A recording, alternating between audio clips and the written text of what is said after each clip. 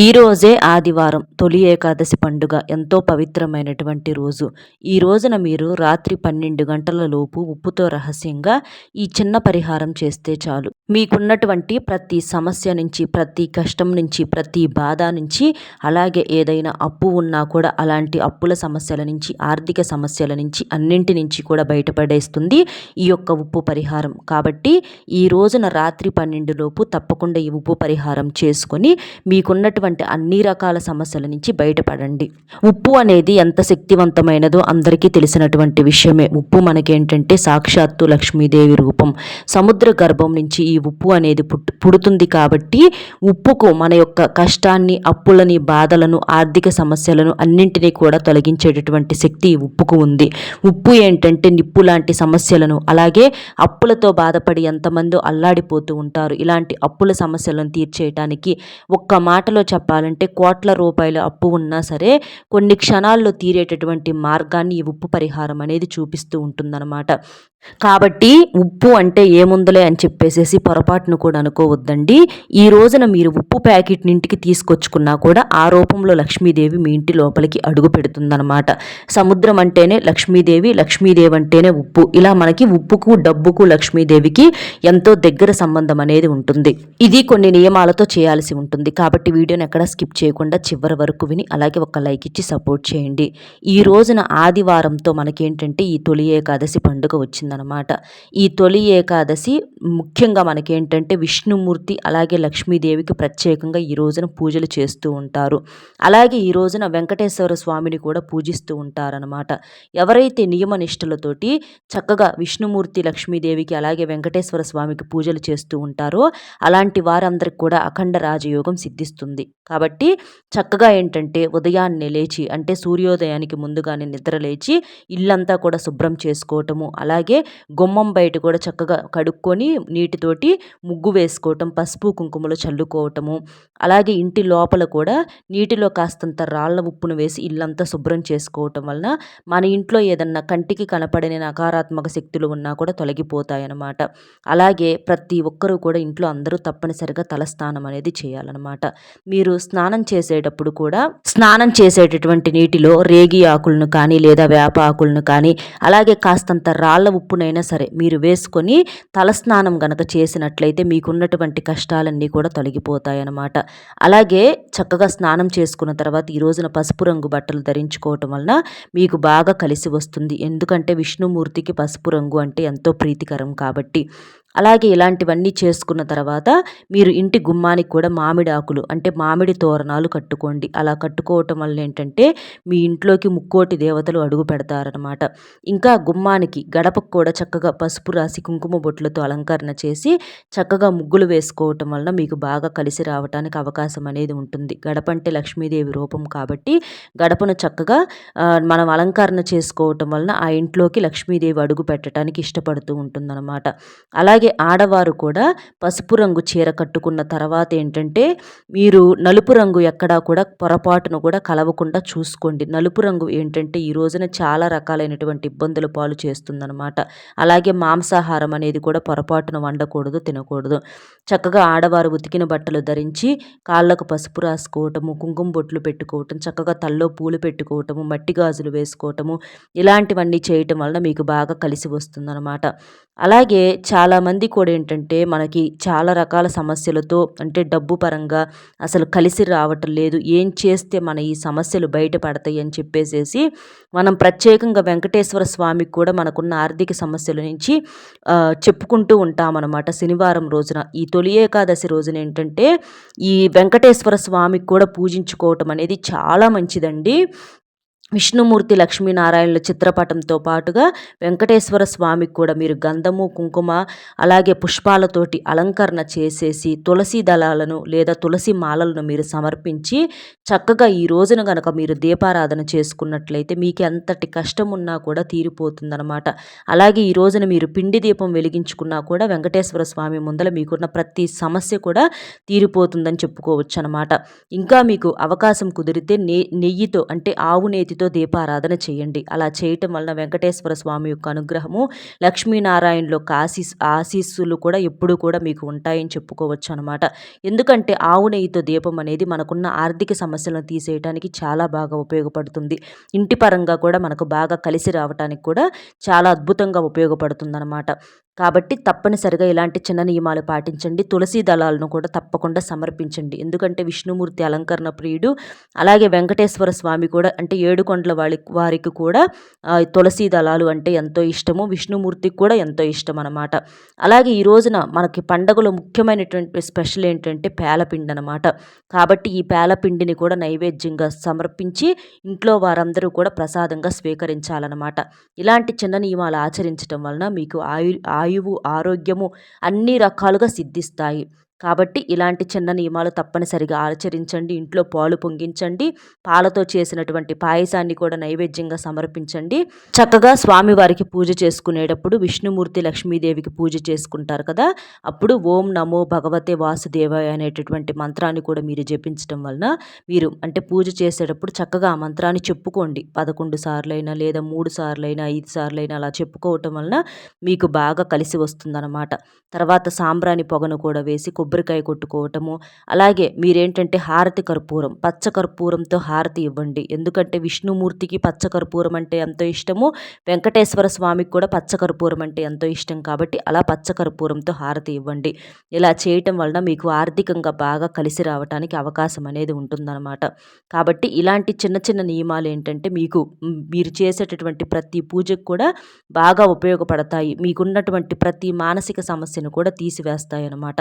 అలాగే స్వామివారి దగ్గర అక్షింతలు కలుపుకుంటారు కదండి, ఆ అక్షింతలు కూడా చక్కగా నమస్కారం చేసుకొని స్వామివారి మీద అక్షింతలు చల్లి తర్వాత మీరు కూడా అక్షింతలు వేసుకోండి. ఎందుకంటే మీరు చేసి అంటే పూజ చేసుకున్నారు కదా, ఆ స్వామి యొక్క ఆశీస్సులు అక్షింతల రూపంలో మీకు దక్కి మీరు సంతోషంగా ఉండటానికి, ఆరోగ్యాలతో అష్టైశ్వర్యాలతో తొలతూగటానికి చాలా బాగా ఉపయోగపడతాయన్నమాట ఈ అక్షింతలు. అలాగే ఈ రోజున ఏంటంటే మీరు ఉపవాసం చేయగలిగితే చాలా మంచిదండి. ఈ రోజున ఉపవాసం కనుక మీరు చేస్తే కోటి జన్మల పుణ్య ఫలితం అనేది దక్కుతుందన్నమాట.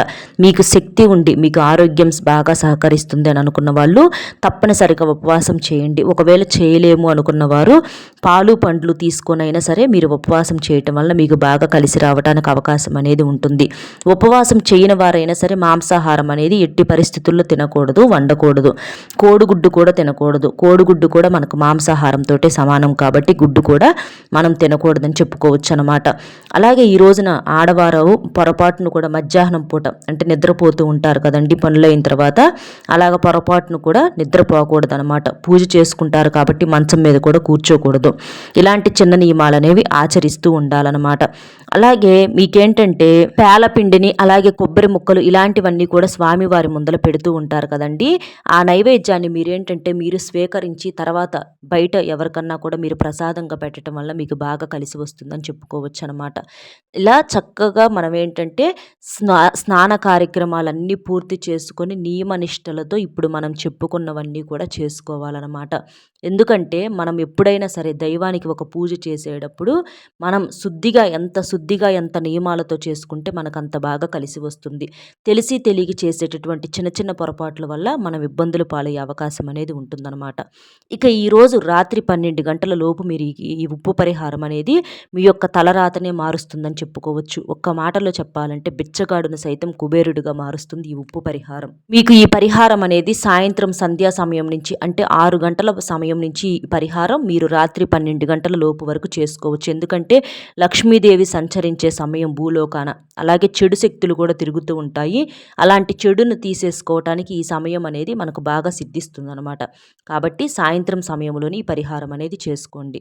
మీరేంటంటే చక్కగా మీరు పూజా కార్యక్రమాలన్నీ పూర్తి చేసుకుంటారు కదండి, అలా చేసుకున్న తర్వాత ఇక మీ పనులన్నీ అయ్యాయి అని అనుకున్నప్పుడు మీరు కొబ్బరికాయ కొట్టుకుంటారు కదా, కొబ్బరికాయ కొట్టుకున్నప్పుడు మనకు కొబ్బరికాయ ఏంటంటే సమానంగా పగులుతుంది. అలా సమానంగా పగిలినటువంటి ఒక కొబ్బరి చిప్పను తీసుకోండి. లేదా ఒక మట్టి ప్రమిదనైనా, లేదా మట్టి మూకిడినైనా, లేదా గాజు బౌల్‌నైనా సరే, ఇట్లా మీకేది అందుబాటులో ఉంటే అది తీసుకోండి. మనకి తొలి ఏకాదశి పండుగ కాబట్టి మనకేంటంటే చాలా వరకి కూడా సమస్యలను తీసేసుకోవటానికి ఇది ఒక మంచి సమయంగా చెప్పుకోవచ్చనమాట. అందులోనూ ఆదివారము అతీంద్రియ శక్తులనేవి ఎక్కువగా ఉంటాయి. మనకు దాదాపుగా అమావాస్యతో సమానమనమాట. కాబట్టి మీరేంటంటే ఇట్లా ఒక మట్టి ప్రమిదను కానీ, లేకపోతే కొబ్బరి చిప్ప కూడా సమానంగా పగిలితే ఆ కొబ్బరి చిప్పలోనైనా సరే ఈ పరిహారం చేసుకోవచ్చు. కొబ్బరికి కూడా మనకు దైవశక్తి, ప్రకృతి శక్తి అనేది ఎక్కువగా ఉంటాయనమాట.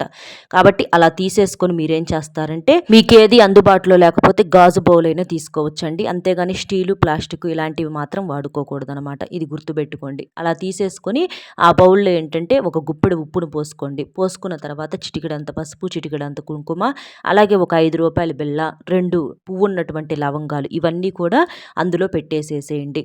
ఇలా పెట్టేసేసి మీరేం చేస్తారంటే మీరు పూజ చేసుకుంటారు కదండీ దేవుడి ముందల, ఆ దేవుడి ముందల లక్ష్మీదేవి పటం ముందల, వెంకటేశ్వర స్వామి పటం ముందల ఈ బౌల్‌ను కూడా పెట్టేసేసేయండి. అంటే కొబ్బరి చిప్పలో పోస్తే కొబ్బరి చిప్ప, లేదా ఈ మట్టి ప్రమిదలో పోస్తే మట్టి ప్రమిద గాని అక్కడ పెట్టేసేసేయండి. పెట్టేసేసి మీకున్నటువంటి సంకల్పం చెప్పుకోండి. మీకు అప్పు కోసం చేస్తున్నారా? లేదా బాగా కలిసి రావాలని చేస్తున్నారా? మీకేదైతే మనసులో ఒక సంకల్పం ఉంటుంది కదా! అది చెప్పుకొని మా యొక్క సమస్య అనేది తీరాలి. మాకు అప్పు ఉంటే తీరిపోవాలి. బాగా కలిసి రావాలి. మేము సంపాదించుకోవాలి అని చెప్పేసేసి పెట్టేసేసి మీరేం చేస్తారంటే అంతే ఉంచేసేసేయండి. ఆ రోజు రాత్రంతా కూడా రేపు మీరు మొత్తం రాత్రంతా కూడా అలాగే ఉంచేసేసేయండి. ఇక్కడ రూ. 5 బిళ్ళ ఏంటంటే లక్ష్మీదేవికి ఎంతో ఇష్టమైనటువంటి సంఖ్య. 5 అదృష్ట సంఖ్యగా కూడా చెప్పుకుంటూ ఉంటారు. పంచభూతాలకు అంకితం చేయబడింది. రూ. 5 బిళ్ళ మనం ఈ పరిహారంలో పెట్టడం వలన మనకి ఎంత అప్పు ఉన్నా, అలాగే ఏదన్నా సమస్యలున్నా కూడా వెంటనే తీరిపోతాయి. పసుపు, కుంకుమలు మంగళకరమైనవి, శుభప్రదమైనవి. లవంగాలు ఏంటంటే మనకున్న కష్టాన్ని తీసేయటానికి చాలా బాగా ఉపయోగపడతాయి. కాబట్టి 2 లవంగాలు తీసుకోండి. ఇక ఉప్పు లక్ష్మీదేవి రూపం. కాబట్టి చక్కగా ఇవన్నీ వేసేసి మీరు ఆ బౌల్ అంతా కూడా ఇక రాత్రంతా లక్ష్మీదేవి ముందలే మీరు సంకల్పం చెప్పుకొని గట్టిగా మీకు మనసులో కోరిక చెప్పుకొని అలా వదిలేసేసేయండి. ఇక మరుసటి రోజు ఉదయాన్నే తీసుకెళ్ళి అంటే సోమవారం రోజున మీరేం చేస్తారంటే ఏదన్నా చెట్టు మొదట్లో కానీ, లేకపోతే పారే నీటిలో కానీ మీకు అవకాశం కుదిరితే ఏదన్నా చెట్టు దగ్గర అంటే కొంచెం గొయ్యిలాగా తీసేసి ఆ మట్టి ప్రమిదను మొత్తాన్ని కూడా అందులో పెట్టేసేసేయండి. అలా పెట్టేసేసేయటం వల్ల ఏంటంటే మీకు కుదిరితే, కుదరకపోతే పారబోసేసేయొచ్చు. మనం కొబ్బరి చెప్పు కూడా పెడతాం కదండీ! కొబ్బరి చెప్పును కూడా అలా లోపల పాతి పెట్టేసేసేయండి. ఇలా చేయటం వల్ల ఏంటి అనంటే మనకున్నటువంటి సమస్యను మనం మూసేసినట్లనమాట. అంటే సమస్య అనేది ఇక బయటికి వచ్చి మనల్ని ఎక్కడా కూడా డిస్టర్బ్ అనేది చేయలేదనమాట. కుదిరితే అలా చేయండి. కుదరకపోతే మామూలుగా పోసేసైనా పారే నీటిలో గానీ, చెట్టు మొదట్లో గానీ పోసేసి వెనక్కి తిరిగి చూడకుండా ఇంటికొచ్చేసేసేయండి. ఇలా చేయటం వలన మనకున్న ప్రతి సమస్య కూడా తీరిపోతుందనమాట. మీరు ఆ బౌల్‌ను కూడా అక్కడే పడేయాలన్న సందేహం మీకు అవసరం లేదండి. బౌల్‌ని మీరు తీసుకొచ్చుకొని క్లీన్ చేసుకొని వాడుకోవచ్చు. కాళ్ళు కడుక్కొని లోపలికి రండి. అదే కొబ్బరి చెప్పులో గనక పెడితే మాత్రం కొబ్బరి చెప్పును కూడా వదిలేసేసేయండి. రూ. 5 బిళ్ళను కూడా అక్కడే వదిలేసేసేయండి. అది ఎవరు తీసుకున్నా, ఏం చేసినా కూడా మనకు సంబంధం లేదనమాట. ఇక అలా పడేసేసి ఏది వెనక్కి తిరిగి చూడకుండా వచ్చేసేసేయండి. ఇలా చేయటం వలన మీకు ఉన్నటువంటి ఎంతటి కష్టమైన, ఎంతటి అప్పైనా, ఎంతటి బాధైనా సరే మొత్తం కూడా కొన్ని క్షణాల్లోనే, కొన్ని గంటల్లోనే ఆ సమస్య అనేది మాయమైపోతుంది. వెంటనే డబ్బు కూడా చేతికి అందుతుంది. ఎంతో శక్తివంతంగా ఈ ఉప్పు పరిహారం అనేది సిద్ధిస్తుందనమాట. కాబట్టి ఈ తొలి ఏకాదశి రోజున ఈ ఆదివారంతో కలిసి వచ్చినటువంటి ఏకాదశి చాలా పవర్‌ఫుల్ అండి. ఇది కొన్ని వేల సంవత్సరాల తర్వాత వస్తున్నటువంటిదని కూడా చెప్పుకోవచ్చనమాట. కాబట్టి ఈ రోజున ఈ పరిహారం మీ యొక్క సమస్యను చిటికెలో తీరుస్తుంది. బిచ్చగాడిని సైతం కూడా కుబేరుడిగా మారుస్తుంది ఈ పరిహారం. ఖచ్చితంగా మీరు కోట్లకు పడగెత్తే అవకాశాలను ఆ విష్ణుమూర్తి, లక్ష్మీదేవి, వెంకటేశ్వర స్వాములు మీ జీవితంలోకి ఖచ్చితంగా తీసుకొస్తారు. అంత శక్తివంతంగా ఈ ఉప్పు పరిహారం అనేది పనిచేస్తుంది. కాబట్టి తిరుగులేని ఈ పరిహారాన్ని చేసుకొని మీకున్న ప్రతి సమస్య నుంచి బయటపడాలని చెప్పి మనస్ఫూర్తిగా కోరుకుంటున్నానండి. అలాగే పేరు పేరున చెప్పుకున్న ప్రతి ఒక్కరికి కూడా తొలి ఏకాదశి శుభాకాంక్షలు చెప్పుకుంటున్నాము. మీరు ఇలాంటి పండుగలు ఎన్నో జరుపుకోవాలని, మీ కుటుంబంతో సంతోషంగా ఆయు ఆరోగ్యాలతో అష్టైశ్వర్యాలతో తొలతూగాలని చెప్పి మనస్ఫూర్తిగా కోరుకుంటూ మన వీడియో నచ్చితే ఒక చిన్న లైక్ ఇచ్చి సపోర్ట్ చేయండి. మీరు లైక్ చేయటం వలన వీడియో మరికొంతమందికి చేరి వారు కూడా తెలుసుకునే అవకాశం అనేది ఉంటుంది. అలాగే మీకు తెలిసినటువంటి మిత్రులు కూడా షేర్ చేస్తే హెల్ప్ అవుతుంది. మొట్టమొదటిసారిగా మన ఛానల్ చూస్తుంటే సబ్స్క్రైబ్ చేసుకొని పక్కనే ఉన్నటువంటి ఆల్ అనే బెల్ని క్లిక్ చేస్తే నేను పెట్టే ప్రతి వీడియో కూడా ముందుగా మీకు నోటిఫికేషన్ రూపంలో చేరుతుంది. ఒక లైక్ ఇచ్చి సపోర్ట్ చేస్తారని మనస్ఫూర్తిగా కోరుకుంటూ మరొక మంచి విశేషంతో మళ్ళీ కలుద్దామండి. సర్వేజన సుఖినో భవంతు. నమస్కారం.